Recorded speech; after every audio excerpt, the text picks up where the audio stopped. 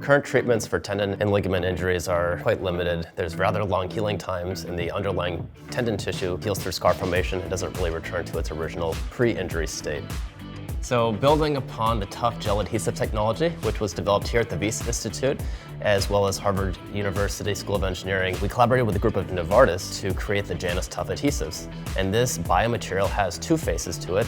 One side is strongly adherent to underlying injured tissue surfaces, and the other side is non-adherent and has very low friction, which promotes gliding between the tendon and adjacent tissue surfaces. So it's really for these reasons that we named the technology after the Roman god of beginnings and transitions, Janus, who's depicted by having two faces.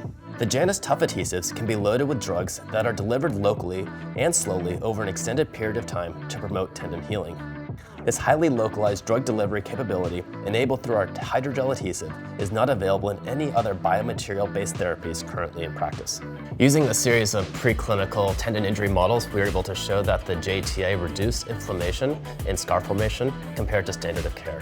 When thinking about the ideal biomaterial for tendon, the Janus Tough adhesive has a lot of desirable features. Not only is it strongly adherent to underlying tendon surfaces, but it's also able to promote low friction to adjacent tissue surfaces and enable extended drug delivery and release to reduce inflammation in tendon. Here we create adhesion by coating the tough hydrogel with chitosan, which is a polysaccharide derived from the shells of shrimp.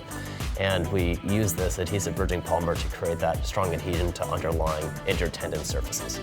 So our studies have shown excellent biocompatibility of our materials, as many of the materials and components within the Janus Tough adhesive are non-toxic, and in some cases even used in FDA-approved devices to date.